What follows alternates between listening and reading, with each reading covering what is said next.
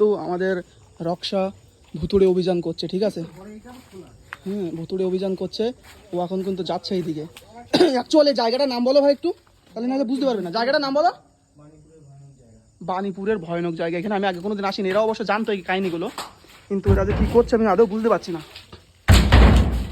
না ও করিস না ভাই, ও করিস না, ভাঙবে না ও। চলো। আলো কোথায় দেখছিস? উপরে আলো দেখেছি। ওরে ওটা ফ্ল্যাশ লাইটের জন্য হয়েছে হয়তো কোনো কারণে।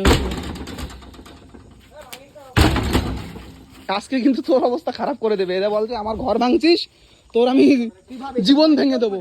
দেখো কেউ থাকে না, শুধু জায়গাটা দেখো, একদম পুরো ভয়ঙ্কর জায়গা কিন্তু। আর আমরা এখানে আসলাম এখন ভুতুড়ে অভিযান করতে, ঠিক আছে? সব কটা মুত পেয়ে যাচ্ছে, তার মানে এ সব কটা ভয় পেয়ে গেছে, তাই তো? তুমি ভয় পাচ্ছ নাকি ভাই? না না ভাই, তুমি তো চলো আমরা একটা ফটো তুলছি, নাও। দাঁড়াই। হ্যাঁ, আরে মেন জায়গা তো যাবো এখন।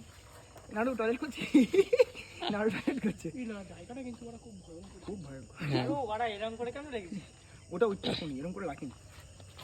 তো আমাদের ফটো তোলা শেষ। এও মুতে দিয়েছে, ও মুতে দিয়েছে, এও মুতে দিয়েছে। আমরা চারজন রয়েছি, আমরা চারজন এখন স্ট্রং আছি। কি এখনো ভাই আছে তুমি? কারণ তুমি খেয়ে আছো তো, ওই জন্য তুমি এখন স্ট্রং আছো, এটাই ঠিক। চলো চলো।